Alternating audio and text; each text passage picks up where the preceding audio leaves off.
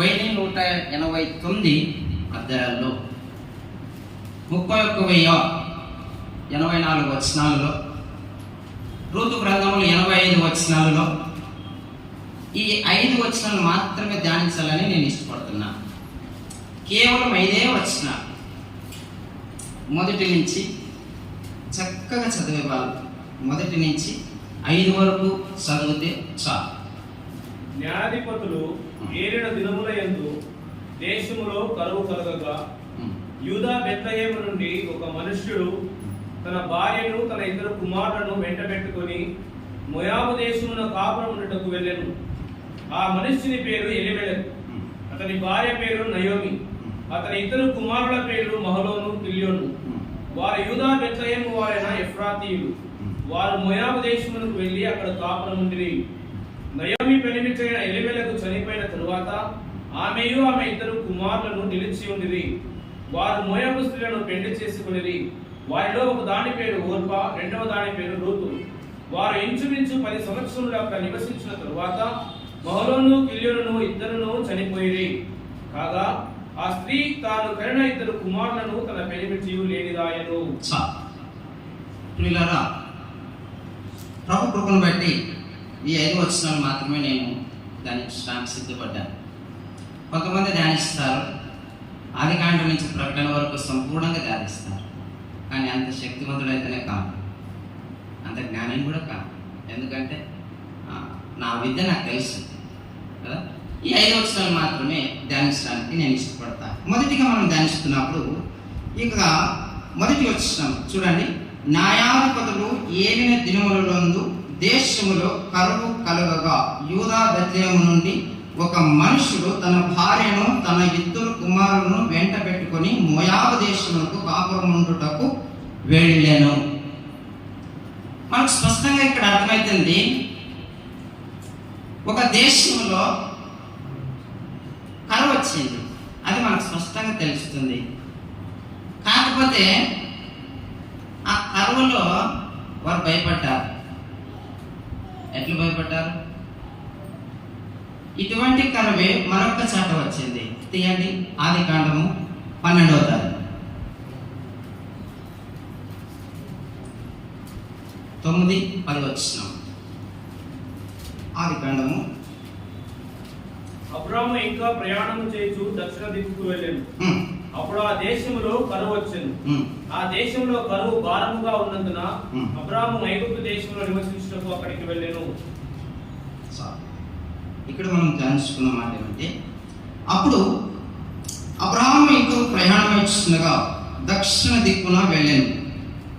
అప్పుడు ఆ దేశంలో కరువు వచ్చెను. బెత్లెహేములో ఆ కుటుంబం బయలుదేరుతుంది కరువు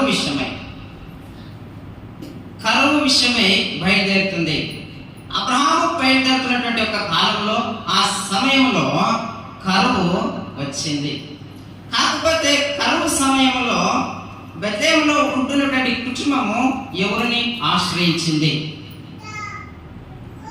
దీన్ని మనము చక్కగా ధ్యానించుకున్నట్లయితే లోకాన్ని ఆశ్రయించింది. మోయాబు దేశంలోనికి వారు కాపురుండడానికి అక్కడ వెళ్ళినట్టుగా మనం 5 వచనాలలో ఉన్నాయి. కాకపోతే ఆ బెత్లెహేము గురించి కొద్దిగా వివరణ ఇయ్యాలి. బెత్లెహేము ఏమిటి దాని అర్థం?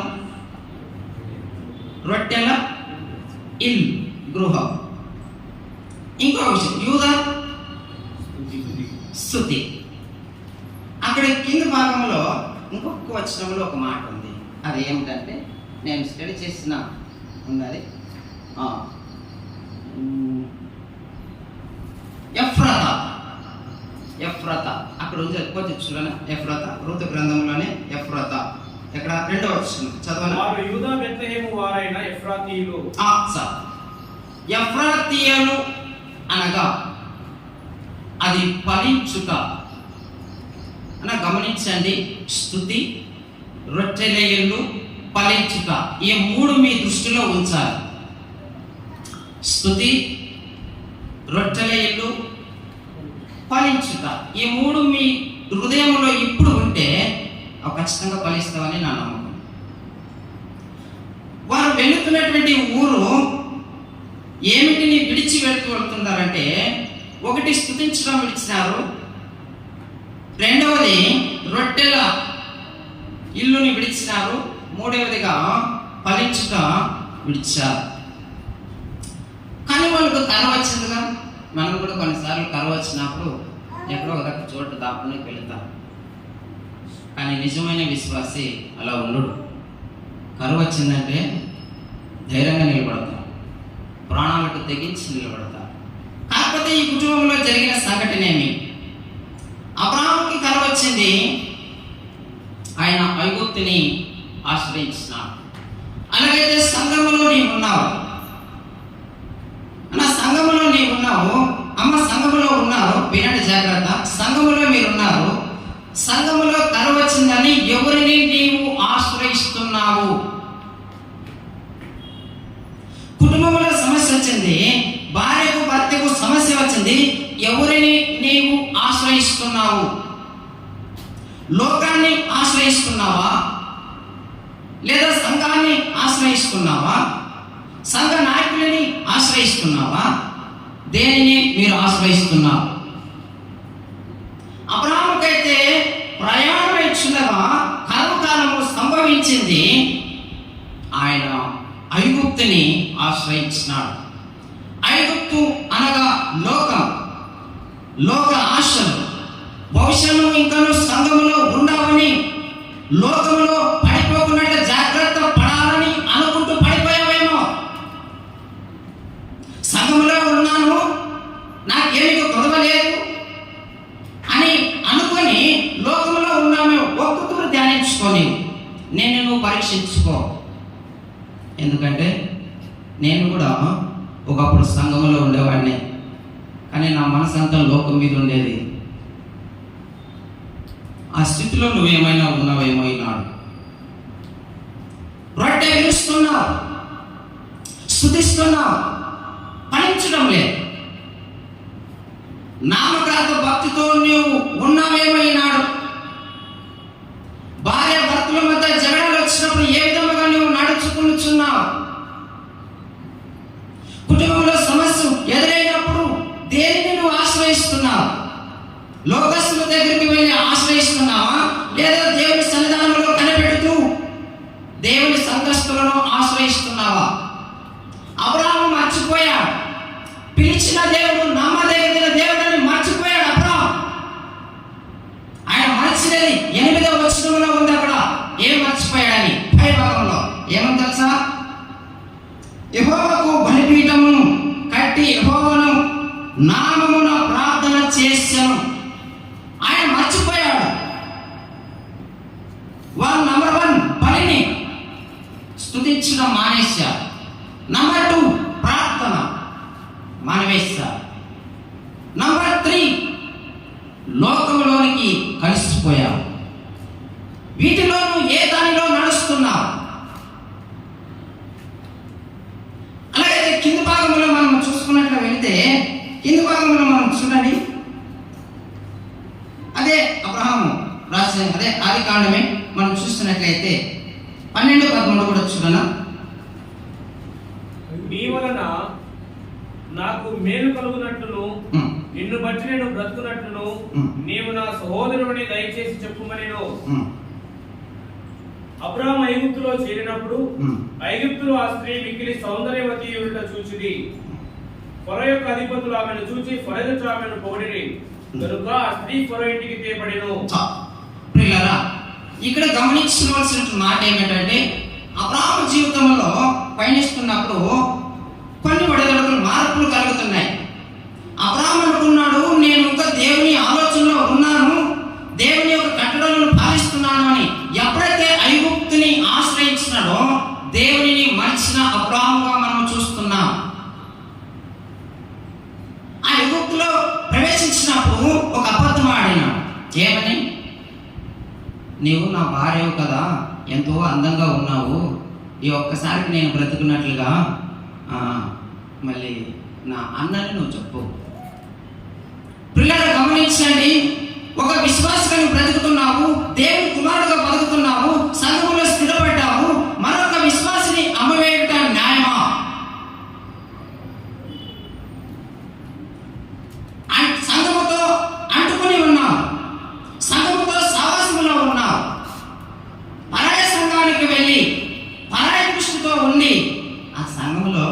ఏమంతగా పని లేదండి, ఉంటున్నారు ఒక నలుగురు అంతే, ఏదో ఆరాధిస్తున్నారు. అబ్రాహాము చేసినటువంటి పని నీవు ఈనాడు చేయొద్దు. అబ్రాహాము ఏమన్నాడు తెలుసా? నా భార్య నువ్వు ఎంతో సౌందర్యవతివి, నా అన్నను నువ్వు చెప్పు. ఒక విశ్వాసగా నీవు ఉన్నప్పుడు, ఒక క్రైస్తవుడు కుమారుడుగా నీవు ఉన్నప్పుడు నీ సహోదరుడి మీద అబద్ధము సాక్ష్యం ఏ విధంగా పలుకుతున్నావు? ఒకడు పరీక్షలో చూసావు, ఓడవలేమేమో. నీవు బ్రతకడానికి ఇంకొకరు ముంచెత్తుతున్నావా? ఎంతవాటికి సరైనది ఇది? గమనించండి. అబ్రాహాము అప్పటికి ఇంకా ఏమనుకున్నాడు? నేను ఇంకా దేవునిలోనే ఉన్నాను, దేవునిలోనే ఉన్నాను. ఉంటూ ఉంటూ అబద్ధాలు ఆడేస్తున్నాడు. ఆయనకు తెలియదు, మర్చిపోయాడు అక్కడ. నేను దేవుడిని స్తుతించడం మానేశాను, దేవుడిని ప్రార్థించడం మానేశాను, దేవునితో కనిపెట్టడం మానేశాను. అయ్యో ఈ కరువు వచ్చిందే, ఈ ఇబ్బందులున్నని తూలినాడుతున్నవే, బయటికి ముంచెత్తుతున్నవే, బయటికి వెళ్ళిపోకున్నాడుగా మానేశాడు. అబద్ధాన్ని పురుకొనడం నేర్చుకున్నాడు. స్వయంగా దేవుడే పిలిచినాడు, అబ్రాహాము రా, నిన్ను ఆశీర్వదిస్తానన్నాడు. వెళ్తుండగా కరువు వచ్చింది, మర్చిపోయాడు, దేవునిని మర్చిపోయాడు. ప్రియులారా, విశ్వాస జీవితంలో మనం పయనిస్తున్నప్పుడు ఎన్నో కరువులు వస్తాయి, ఎన్నో ఇబ్బందులు వస్తాయి, సంఘాల్లోనూ వస్తాయి, కుటుంబంలోనూ వస్తాయి. కానీ వాటిని దాటించే శక్తివంతుడైన మన ప్రభు అయిన యేసుక్రీస్తు. దయచేసి గమనించండి, లోకాన్ని ఆశ్రయించొద్దండి. మనము క్రీస్తు పిల్లలం, ప్రభు రక్తంలో కడగబడిన వారు. ఏ యోగ్యత లేని నన్ను నిన్ను ప్రేమించి ఇచ్చిన ఈ సంఘం, ఏ అర్హత లేదు మానవునికి, ఏ యోగ్యత లేదు. కానీ ప్రభు అయిన యేసుక్రీస్తు మనల్ని ప్రేమించి ఆ స్థానంలో ఉంచారు. సంఘములో ఆయన మనల్ని ఫలింపచేయాలని ఆశపడుతున్నాం. ఎంతకాలం ఇంకా పొరుగు వారి మీద నీవు అబద్ధ సాక్ష్యము పలుకుతున్నావు? కష్టపడి వాడు పైకి వస్తున్నాడని చెప్పి లాగాలని ప్రయత్నిస్తున్నావా? లేదా వారి కష్టానికి వాడు వదిలేక వానికి ఎవరో సహాయం చేస్తాడని వారి వెనక ఉండి వెనుపడి పడుస్తున్నావా? ఆ రోజు అబ్రాహాము చేసిన పని అదే. నేను బ్రతుకున్నట్లు, గమనించండి, నేను బ్రతుకున్నట్లు అంటే నీ ఒక్కడుగా బ్రతకాలి, ఇంకెవడో బ్రతుకుకూడదా? నీకొక్కడి కొరకనే ప్రభు రక్తం కాచి ప్రాణం పెట్టి తిరిగి లేచిన దేవుడు. సకల సృష్టికి ఆయన దేవుడు, సకల జన్మలకు తండ్రి.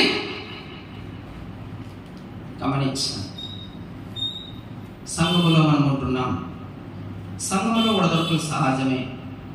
కానీ కొన్ని తిద్దుబాట్లు మనలో జరగాలి. తిద్దుబాటు అంటే నాకు చాలా ఇష్టం. ఎందుకంటే ఒక దూరం మన సంఘంలో రాగల కాలంలో జరుగుతున్నటువంటి ఆరాధన విషయంలో కొన్ని మాటలు మాట్లాడుతున్నప్పుడు మన సహోదరులు అన్ని దగ్గర అన్నారు, అన్ని విషయంలో రమేష్ కొద్ది మట్టుకు కరెక్ట్ ఉన్నాడు, కొద్ది మట్టుకు కొన్ని సరిచేయబడాలి అన్నాడు. అనగా ఆ మాట నా దగ్గరకు వచ్చేసరికి ప్రార్థించిన, ప్రభువా నాకు నేర్పమయ్యా, ఇటువంటి సహోదరులు నాకు ఇచ్చినవే నేను స్తుతిస్తాను. ఎందుకంటే నా పొరపాట్లు ఎక్కడున్నావో నాకు చెప్తున్నారు, నేను సరిచేయబడుతున్నాను. ఈ సరిచేయ గుణం నీలో ప్రవహించినప్పుడు ప్రభు నీ కుటుంబంలో కార్యం చేస్తాడు. అరే వాడు నన్ను తిడుతున్నాడనే వారి మీద నువ్వు కన్ను ఎర్ర చేస్తే ప్రభు నిన్ను అసహించుకుంటాడు. అలాగైతే మరొక మాట కూడా మనము ధ్యానించుకుందాం.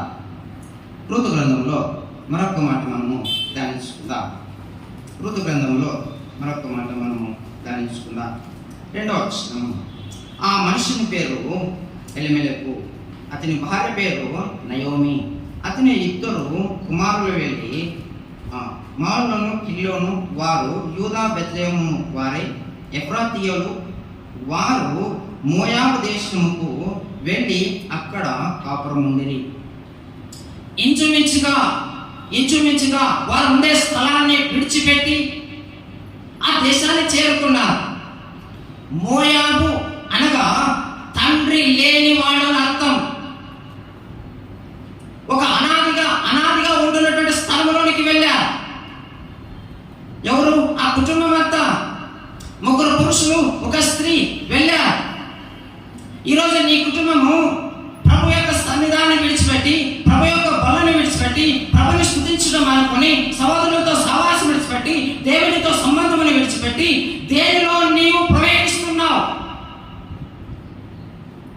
సంఘంలో ఎవడో ఏదో అన్నాడని, ఆ సహోదరుడు అంటే నాకు పడదని, ఆ స్త్రీ అంటే నాకు గిట్టుదని సంఘం మీద అలుగుతున్నావా?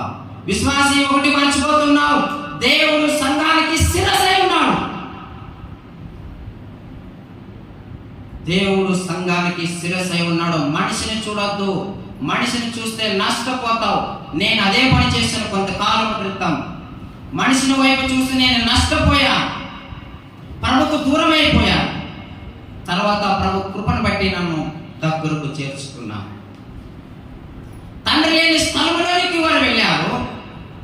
అయితే అబ్రహాము కూడా ఆ ఐగుప్తు దేశంలో ప్రవహించి కొన్ని సంఘటనలు అక్కడ జరిగినాయి. ఆమెను చూడడము ఆమెని ఎత్తుకొని పోయారు. ఎవరు? లోకస్తులు. పిల్లలను గమనించండి. విశ్వాసంగా నీవు ఉంటున్నటువంటి దినాలలో నీవు ఎప్పుడైతే లోకాన్ని ఆశ్రయిస్తావో నిన్ను ఎత్తేయడానికి ప్లాన్ చేస్తారు. ఎవరు? అపవాదిగా. దేవుని సన్నిధానములో ఉష్టిగా ఉంది, రొట్టె ఉంది, స్తుతించడం ఉంది, ఫలించడం ఉంది. వీటిలో ఉన్నావా లేవా? వీటిలో నీ పైన ఉంటుందా లేదా లోకంలో పయనిస్తున్నావా? అబ్రహాము జీవితంలో కోల్పోయినటువంటి 2 వర్గాలు అక్కడ ఉన్నాయి. ఒకటి, తన విశ్వాసాన్ని అక్కడ కోల్పోయాడు ఆ సమయానికి. రెండవది, భార్యని కోల్పోయాడు ఆ సమయానికి. ప్రియులారా గమనించండి, నీ జీవితంలో నువ్వేం కోల్పోయావు? నీ జీవితంలో నీవు కోల్పోయినటువంటి దినములు నీకు దొరకాలంటే ప్రభువును ఆశ్రయించు, సంఘాన్ని ఆశ్రయించు. ఎక్కడున్నా సరే ప్రభువును ఆశ్రయించు, సంఘాన్ని ఆశ్రయించు. సన్నిధానంలో అందుకే దానికి ఒక పేరుంది, రొట్టెల గృహం, రొట్టెల ఇల్లు. ఆయనను స్తుతించడము ఎంతమందికి లేదండి భాగ్యం? చాలా మందికి లేదు. కాకపోతే దౌర్భాగ్యులైన మనములను ప్రేమించి మనకి ఇచ్చినాను. ఆయనను స్తుతించే వారు ఎటువంటి వారు తెలుసా?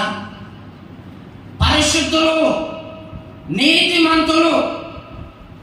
ఆయనను ఆరాధించేవారు ఇట్టివారే కావాలని మనము ఏర్పరచుకున్నావు దేవుడు. కానీ నువ్వు ఏ విధముగా ఆయనను ఆరాధిస్తున్నావు? ఒక పాపగా ఉంటున్నటువంటి నిన్ను ఆయన ప్రేమించి రక్షించుకొని సంఘంలో చేర్చినటువంటి నిన్ను నువ్వు ఏ విధముగా ఆయనకు సహకారిగా ఉంటున్నావు? సంఘము కూడికలో ఉండవంటే పరిగెత్తిపోతున్నావా సంఘానికి, లేదా ఇంటికి పరిగెత్తిపోతున్నావా? సంఘములో ప్రార్థనలో ఉండవంటే టైం సరిగ్గా పరిగెత్తి వస్తున్నావా, లేదా నా కూతురికి ఎగ్జామ్ ఉండవని పరిగెత్తుతున్నావా? విశ్వాసి గమనించు, ఆయన శిరస్సు, మనము అవయవాలు, పనివారము. అంతవరకే గోవిందని ఎప్పుడో మాట అంటాడు అన్న తను, అన్న కొద్ది భారంగా ఉందన్న పరిచయం ప్రార్థించండి అని అంటే ఒక మాట అంటాడు, రమేష్ అన్న ప్రభు పనిని జరిగిస్తా, మనము నిమిత్తులు మాత్రమే. ఆ మాట అన్నప్పుడు నాకు చాలా సంతోషం ఇస్తుంది. నిజమే కదా, మనం నిమిత్తులు మాత్రమే. కార్యము ఆయనకి జరిగిస్తాడు, కానీ మనము ఏకపక్షంగా నిలబడాలి.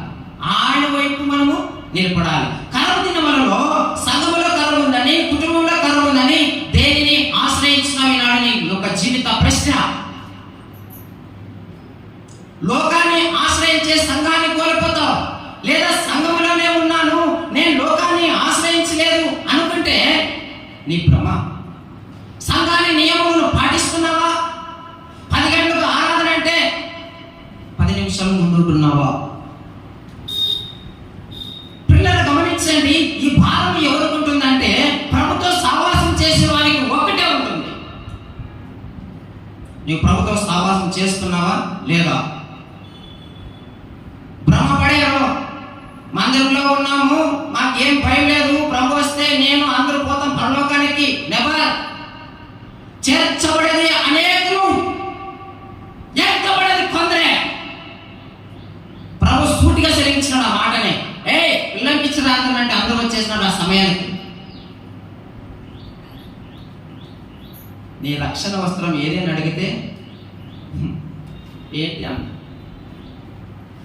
తీసుకుని వెళ్ళే చీకటిలో వెళ్ళి అవుట్. నీ పని కూడా అదే విధంగా ఉన్నదేమో ఈనాడు. ప్రభువును నమ్మేనా నీ మోసపోతున్నావేమో, నువ్వు మోసం చేసుకుంటున్నావేమో, సంఘ నియమములను పాటించుకోకున్నట్లుగా. ఒకరోజు నాకు బాధ వేసింది. పిల్లలు చెప్పొచ్చు లేదో తెలియదు కానీ ఇక్కడ ఒక చిన్న సంఘటన జరిగింది. బైబిల్ స్టడీలో మళ్ళీ ఏదో ప్రార్థన మొత్తానికి ఇడుంది. ఆ రోజు నేను ఫ్యాన్ తీసుకొని వచ్చిన, నేను నా భార్య వచ్చిన. అన్న సన్యాన్ని అక్కడ కుర్చీలో కూర్చున్నాడు. ఏదో పాట ఒకటే పాడుతున్నాడు. దుఃఖం వేసేసి ఏం చేశాను, బయటకు వెళ్ళి నా భార్యతో నేను బాధపడ్డా. ఇంత వైభవం ఉంటున్నటువంటి సంఘంలో విశ్వాసం ఏడి, ఎక్కడ పాటిస్తున్నావు? మంగళవారం బైబిల్ స్టడీ అంటావు, శుక్రవారం ఏమో గృహదర్శనం అంటున్నావు. వస్తున్నావా సమయానికి? దేవుని సంఘం అనేది మధ్యకుద్దా లేదా? నీవు అనుకున్నావు నేను ప్రభులో ఉన్నానని. లేదు, లోకంలో ఉన్నావు. ప్రభులో ఉన్నాడు, మర్చిపోడు ప్రభుని. రోజు ఏడుస్తూ వెళ్ళినాను బయటకు అనుకుంటా. ప్రభు, ఎంతో మందికి సంఘం లేదు, సహోదరులు ప్రేమించిన ఒక సంఘాన్ని విశ్వాసానికి ఇచ్చావు. ఒక్కడే పిచ్చోడు పాడుతున్నాడు పాటని. ఏంటి ప్రభు ఇంత దిగజారిపోయిందని బాధపడ్డా నాలో. పిల్లలు గమనించండి, మీరు లోకములలో ఉన్నారా, సంఘములో ఉన్నారా? ఇది జీవన ప్రశ్న. నీ ఉద్యోగం ఎక్కువైందా దేవుని కన్నా? ఆ ఉద్యోగం దేవుడు ఇచ్చినది నీకు. డబ్బు నీకు ఎక్కువైనదా? ఆ డబ్బు రావాలంటే దేవుడు నీకు ఇవ్వాలి. మర్చిపోయావా? ఒక వ్యక్తి ప్రార్థన చేస్తే అవతల శత్రువుల నుండి మనసును త్రిప్పి వేసిన దినములు మర్చిపోయావా? గమనించండి ప్రియులారా, మీరు ఇంకా సంఘములోనే ఉన్నారని అనుకున్నారేమో, కానీ లోకములు మిమ్మల్ని ఆశ్రయించింది మీరు మర్చిపోయారు. వారానికి వస్తున్నాము, బలలో పాల్పొందుతున్నాము, ఇవ్వాల్సిన చందాలు భరేస్తున్నాము, పోతున్నాం. ఇదేనా మీ జీవితాలు? ఆత్మతో దేవునితో చేరడానికి తెలుస్తుంది తన విలువ. ఎన్నిసార్లు దుఃఖించిన సంఘ పరిచయాలంటే పరిగెత్తిపోతారే కొంపలకి. గమనించండి, అబ్రాహాము కూడా దేవునిలోనే ఉండడానికన్నాడు. ఆయనకి తెలియకుండా లోకం ఆయనలో ప్రవేశించింది. మనము కూడా దేవునిలోనే ఉన్నాము అనుకుంటాము, కానీ మనకు తెలియకుండా లోకము మనలో ప్రవేశిస్తుంది. నువ్వు మొదటిగా కోల్పోతావు దేవుని సహవాసం. పిల్లలు గమనించండి, మరొక మాట కూడా మనము ధ్యానించుకుందాము. రూతు గ్రంథంలోనే మరొక మాట కూడా మనము ధ్యానించుకుందాం. ఎక్కడది? 3వ వచనం. 4. వారు మోయాబు స్త్రీలను పెళ్లి చేసుకుని, వారిలో ఒక దాని పేరు ఓర్పా, రెండవ దాని పేరు రూతు. పిల్లల 4వ వచనం విషయంలో మ్యారేజ్లు జరిగినాయి. ఎంత సంతోషం మనకు పెళ్ళైళ్ళు అంటే. మరి మీకేం సంతోషం ఉందో లేదు, కానీ నాకైతే చాలా సంతోషంగా ఉంది పెళ్ళైళ్ళు అంటే. పిల్లల గమనించండి, ఎట్లా పోయాడు ఉండే కొడుకుల కన్నా ఒక రూపంలో దిద్దుకుందాము అని ఆశపడి ఆ స్త్రీ మ్యారేజ్లు చేసింది. పెళ్ళైళ్ళు మనం కూడా మన కూతుర్లకి కొడుకులకి పెళ్ళైళ్ళు చేస్తాం. ఎట్లా చేస్తాం తెలుసా? అయితే ఒక మాట జ్ఞాపకం వస్తుంది, ఆది కాండము. ఒక మాట జ్ఞాపకం ఉంది, ఆది కాండం 34వ అధ్యాయము చూద్దాం. ఆది కాండము 34వ అధ్యాయము 9-10 చూడండి. మీ పిల్లలను మాకిచ్చి మా పిల్లలను మీరు పుచ్చుకొని మాతో వీయమంది మా మధ్య నివసించుడి. ఈ దేశము మీ ఎదుట ఉన్నది, ఇందులో మీరు నివసించి వ్యాపారం చేసి ఆస్తి సంపాదించుకుని చెప్పాను. ఇక్కడ యాకోబు ఉన్నాడు, ఎంత నీళ్ళు అంటున్నాడు కదా, మా పిల్లని మీకు ఇస్తాము, మీ పిల్లని మాకు ఇవ్వండి. పెళ్ళంటే ఇట్లా జరుగుతుంది సహజంగా, కానీ అప్పుడు కూడా అదే జరిగింది. ఇక్కడ బాగుంది, సమృద్ధిగా ఉంది. మీ పిల్లలు మాకు ఇస్తే, మా పిల్లలు మీకు ఇస్తే కొద్దిగా ఆస్తి కూడా కలిసి వస్తుంది, అంటే బిజినెస్ కూడా డెవలప్మెంట్ అవుతుంది. మీతో ఉండే వస్తువులు మాకు ఇచ్చినట్ల, మాతో ఉండే వస్తువులు మీకు ఇచ్చినట్ల జరిగింది. చాలా సంతోషం. బిజినెస్ అంటే ఎవరు కాదంటారు? 100 రూపాయలు పడితే 200 లాభం అంటే ఇడిచిపెడతావా? ఇడిచిపెట్టాడు. ఆ రోజు యాకోబు కూడా అదే పని చేశాడు. యాకోబు కూడా అదే పని చేశాడు. ఎందుకు ఆ మాట అన్నానంటే, అలాగైతే కింది భాగంలోనే ఉంటున్నది, పై భాగంలో, కింది భాగం పై భాగం 6-7 వచ్చింది చూడాలి. అదే 34, అదే 34, 6-7.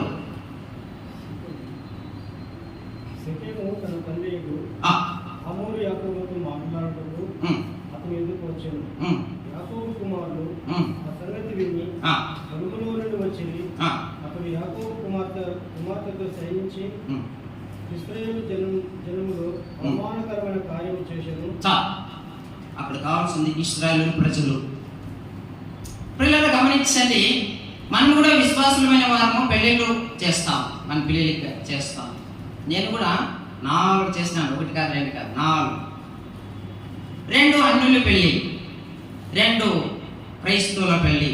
ఎందుకు అలా చేస్తానంటే సందర్భం వచ్చింది కాబట్టి ఖచ్చితంగా చెప్పగలను. నా తమ్ముళ్ళు 2 ప్రభుని అంగీకరించలేదు, ప్రభుని చేరలేదు ఆ బిడ్డలు. అట్లనే ఒక క్రైస్తవులను తీసుకొచ్చి పెళ్లి చేస్తున్నాం. అట్లనే మరి చర్చిలో బాప్తిజం ఇప్పించి మ్యారేజ్ చేపిద్దాం. ఎందుకు? సత్యం తెలియదు వాళ్ళకి, ప్రభు అంటే తెలియదు, ఆయన ఎట్లుంటాడో తెలియదు. ఆ రూపురేఖలో లేని వాడిని తీసుకుని వచ్చి నేను ఎట్లా పెళ్లి చేయగలను? అలానే 2 పెళ్ళిళ్ళు, 2 పిల్లలు ఆ విధంగా చేశాను. నా చెల్లెలి పెళ్లి క్రైస్తవులు పిల్లలకి ఇచ్చి పెళ్లి చేసిన. ఎందుకు? ఆమె ప్రభుని నమ్మింది, ప్రభుని ఆశ్రయించింది, ప్రభుతో స్తుతిస్తుంది, ప్రభుతో కలిసి నడుస్తుంది. అందుకే ప్రభుని నమ్మినటువంటి పిల్లలకి ఇచ్చి నేను మ్యారేజ్ చేస్తాను. చాలా మంది నన్ను అడిగినారు, ఒక క్రైస్తవుడు అయి ఉండి ఎట్లా నువ్వు తమ్ముళ్ళకి క్రైస్తవుల పెళ్లి చేయాలి కదా అన్నారు. వాడు క్రైస్తవుని దేవుడిని నమ్మలేదు, ఎట్లా చేయగలను అన్నారు. అలాగా వ్యతిరేకంగా జరిగినట్టు సమయంలో ఏం జరుగుతుందో తెలుసా? దేవుడు నమ్మలేదు, నమ్మినాడని మోసం చేసి మ్యారేజ్ను జరిగిస్తే ఏం జరుగుతుందో తెలుసా మీకు? ఒక్క మాట గమనించండి.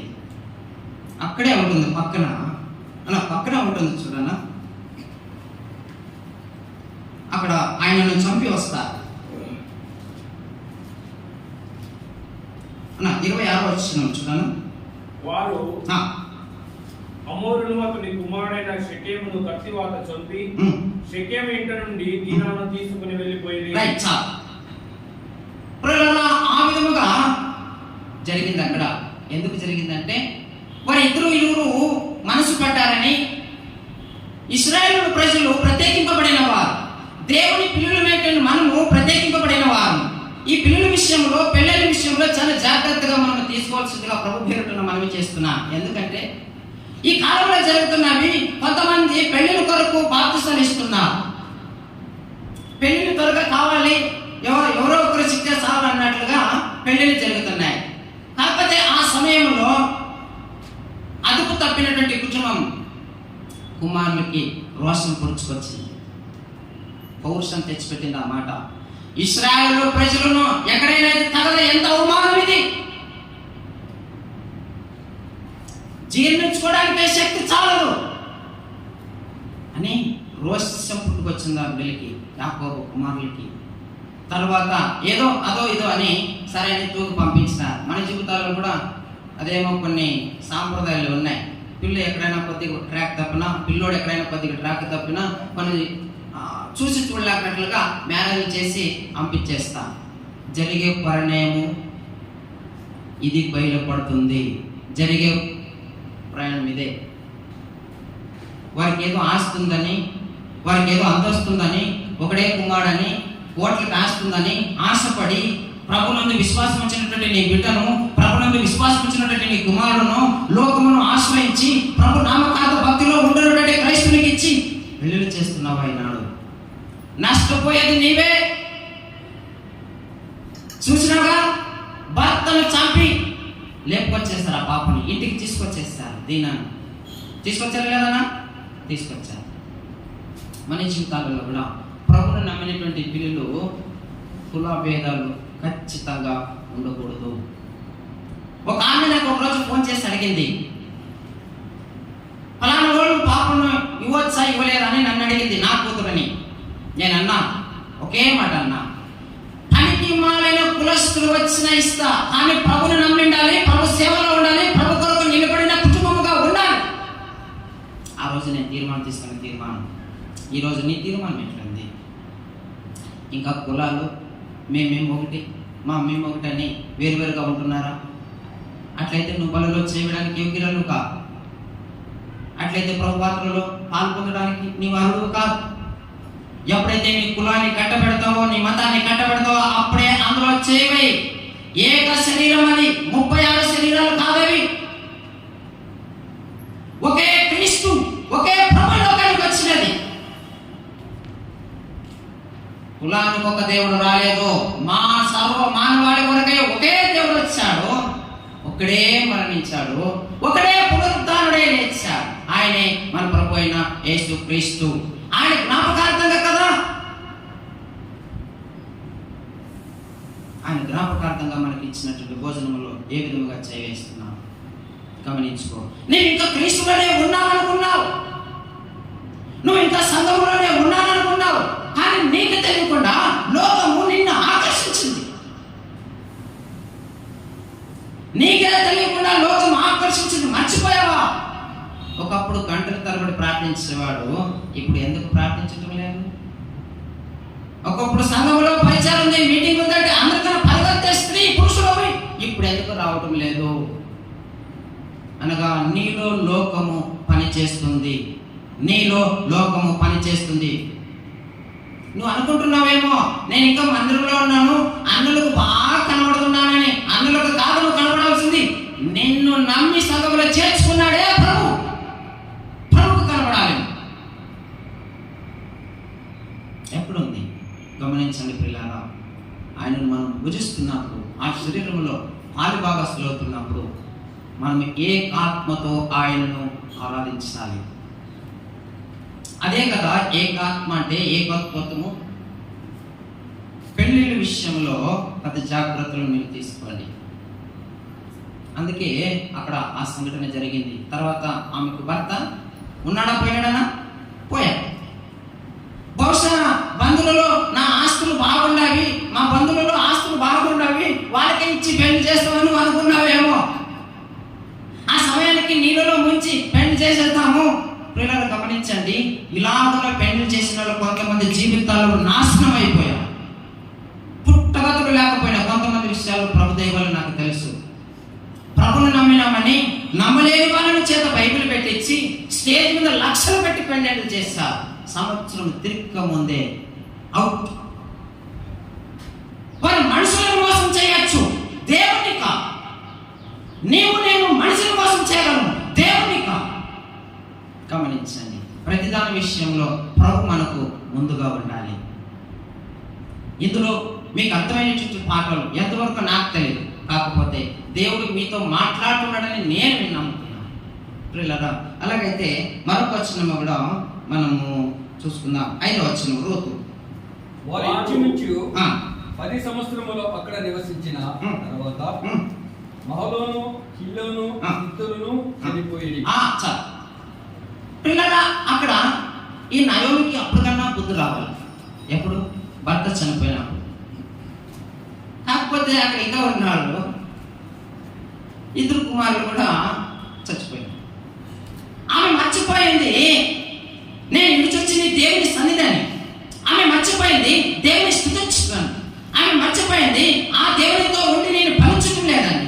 ఆమె మర్చిపోయింది రొట్టెలో నేను పాల్పొందలు పొందుకోపోయినా నేను మర్చిపోయింది. అన్ని విషయాలలో మర్చిపోయి భర్తను పోగొట్టుకుంది, కుమారులను పోగొట్టుకున్నది, అన్ని విషయాలలో రిక్తురాలుగా నిలిచింది. అబ్రాహాము జీవితంలోనికి మనం వచ్చేద్దాం. 12వ అధ్యాయంలోకి రండి. ఆ అబ్రాహాము ఏం పోగొట్టుకున్నాడు, ఏ విధేయతతో ఉన్నాడు. రైట్, అట్లయితే కింది భాగంలో చూడనా 15-16. ఫరో యొక్క అధిపతులు ఆమెను చూచి ఫరో ఆమెను పొగిడిరి కనుక ఆ స్త్రీ ఫరో ఇంటికి తేబడెను.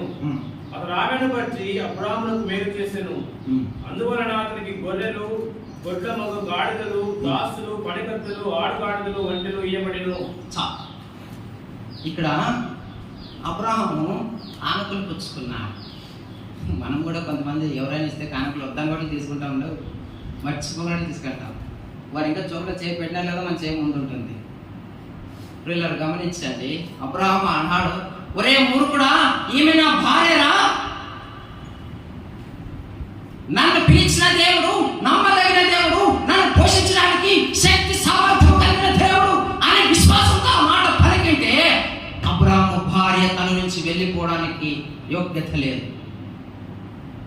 ఎత్తుకుపోయినప్పుడు కానుకలు ఇస్తున్నప్పుడు సరేలే అండి తీసుకుంటానండి. మన సేవకులు కూడా కొంతమంది కానుకల విషయంలో జాగ్రత్త. ఉచితంగా మీరు రక్షణ పొందితిరి, మర్చిపోయినావు ఆ మాట. కానుకలు తీసుకుని ప్రకటించండి అని ఉందా అన్నా చెప్పండి. ఉచితంగా రక్షణ పొందితిరి, ఉచితంగా సువార్తను ప్రకటించండి.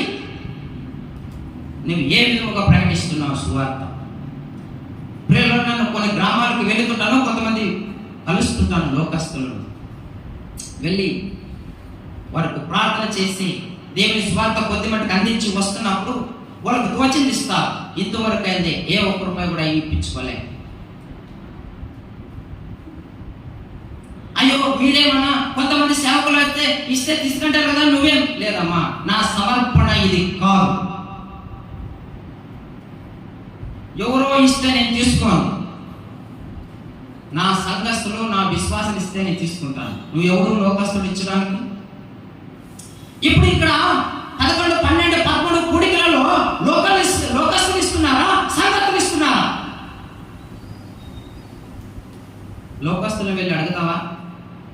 అయితే లోకస్తుల ఇంటికి వెళ్ళినప్పుడు మనం కానుక ఎట్లా తీసుకుంటాం? జాగ్రత్త, ఆ విషయంలో కూడా జాగ్రత్త.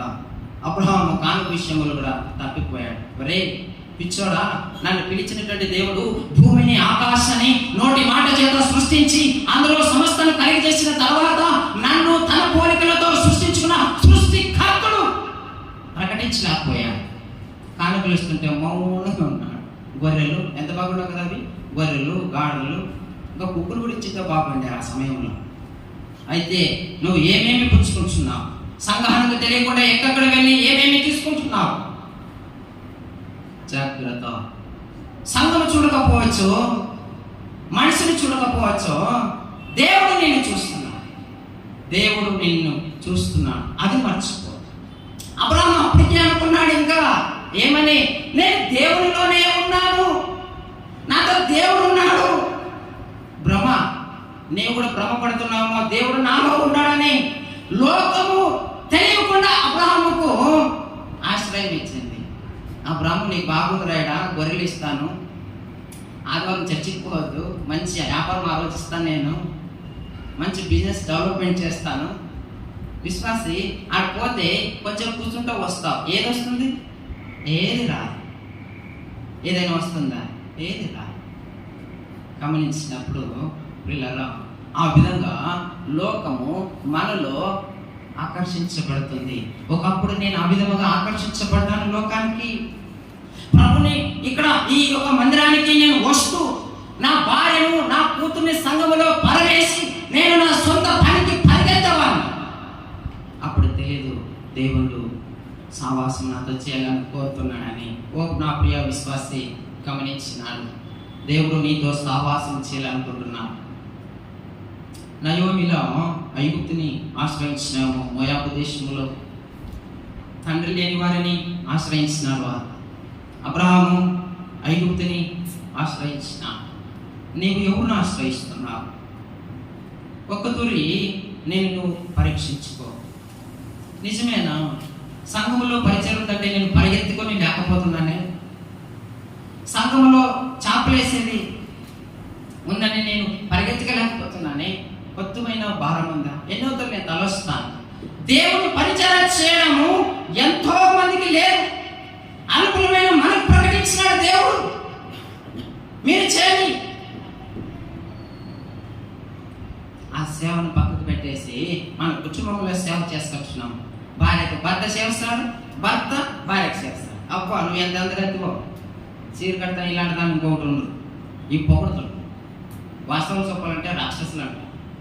అక్కడేమో పొగడుతులు, బయట వెళ్ళగానే అసహించుకుంటాను. పిల్లలు వాస్తవమైన మాటలు మాట్లాడుతున్నప్పుడు హృదయం గాయమవుతుంది. అలా అయిందంటే దేవుని కార్యం జరిగిందని నా భావం. ఎందుకంటే నేను ఎవరైనా బోధకులు బోధిస్తున్నప్పుడు నా హృదయం గాయపడిందంటే సరి చేసుకుంటాను. నిజమే, ఈ తప్పు నాది.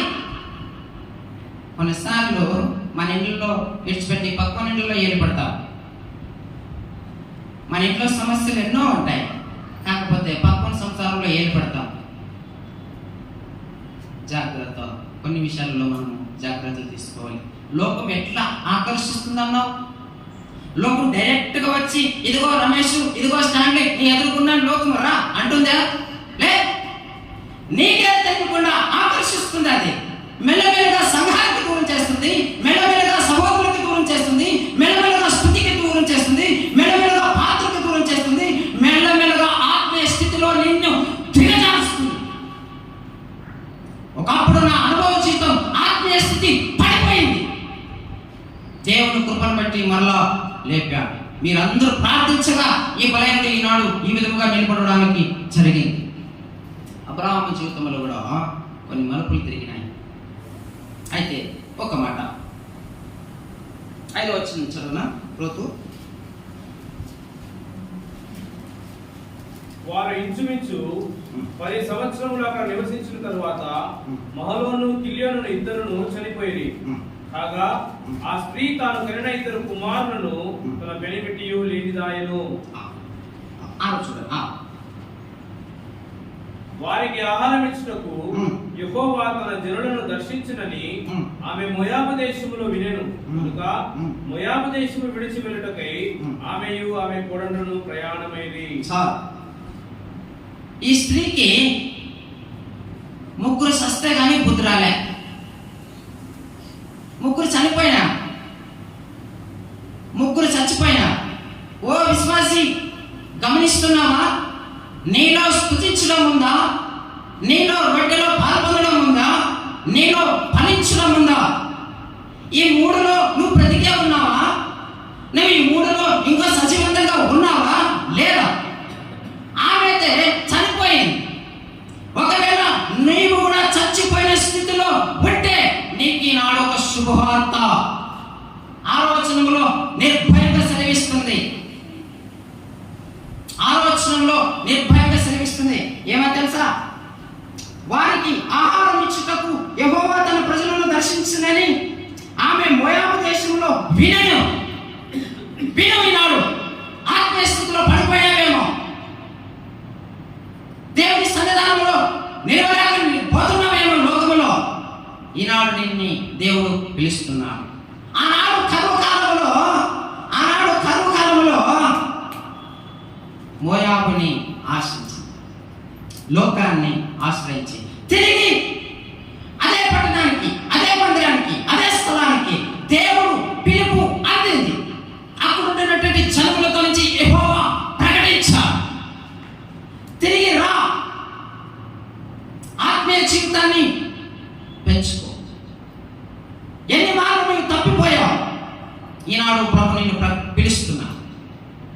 ఆత్మీయ జీవితంలో పడిపోయింటే తిరిగి లేవి రా, ఎనికి ఆహ్వానిస్తున్నా. ఆమె విని అక్కడే ఉందా అన్న? అక్కడే ఉందా? లేదుగా.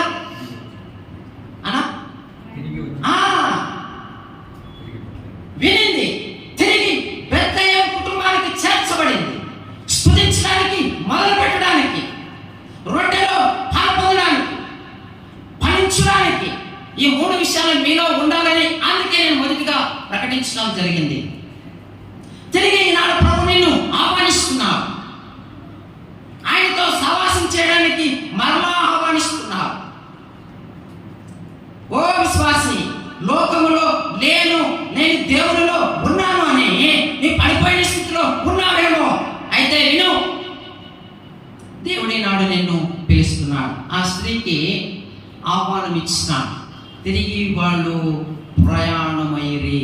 తీవ్ర భాగంలో చూస్తే వాళ్ళు అక్కడ ఉన్నట్లుగా ఉంది. అయితే మన విశ్వాసులకు తండ్రి అయిన అబ్రహాము చరిత్ర ఎక్కడుంది? ఆయన ఇంకా ఎక్కడున్నాడు? కానుకలు తీసుకుని తానే ఉన్నాడు. తనకుంటున్నటువంటి భార్యను పోగొట్టుకున్నాడు. తనకుంటున్నటువంటి నమ్మకత్వాన్ని పోగొట్టుకున్నాడు. అన్ని విషయాలలో కోల్పోయి దేవుడై వారి ఇచ్చిన గాడలు అవేమి గురువులు గాడలు అవేమి ఇంకా కొన్ని అవన్నీ రాయించినాడు. అవన్నీ తీసుకొని తృప్తిగా అక్కడ కూర్చున్నాడు. ఒకవేళ నువ్వు కూడా లోకంలో కూర్చున్నావేమో గమనించి, లోకంలో మంచి వ్యాపారం ఇచ్చిందిలే అని కూర్చున్నావేమో, లోకంలో మంచి ఉద్యోగం ఉందని నువ్వు కూర్చున్నావేమో, లోకంలో నాకు మంచి లాభకరమైన విషయాలు ఉన్నావని కూర్చున్నావేమో దేవుని ఆ యొక్క సన్నిధాన్ని విడిచిపెట్టి. అయితే గమనించు, అబ్రాహాముతో కూడా దేవుడు మాట్లాడినాడు. అబ్రాహాముతో కాదు, క్షమించండి, వేరొకరితో మాట్లాడినాడు. కింది భాగంలో మనము ధ్యానించుకుందాం. అది ఆదికాండము 12వ అధ్యాయంలో 17-18 చూడండి. అయితే యెహోవా అబ్రాము భార్య అయిన శారయిని బట్టి ఫరోను అతని ఇంటి వారిని మహావేదనల చేత బాధించెను. అప్పుడు ఫరో అబ్రామును పిలిపించి, నీవు నాకు చేసినది ఏమిటి? ఈమె నీ భార్య అని నాకెందుకు తెలుపలేదు? ఇక్కడ కూడా మాట్లాడినాడు. ఎవరితో మాట్లాడాడు తెలుసా? అన్యుడితో, దేవుడు అంటే ఎరగని వాడితో. నయోమి కూడా మాట్లాడినాడు. ఎవరితో? దేవుడు అంటే ఎరగని వారితో. ఇవి నీతో కూడా మాట్లాడుతున్నాడు. ప్రభు అయిన యేసుక్రీస్తు ప్రకటిస్తున్నాడు. లోకంలో పడిపోయినావేమో. అప్పుడు ఒక మాట అంతే, శారాయిని బట్టి,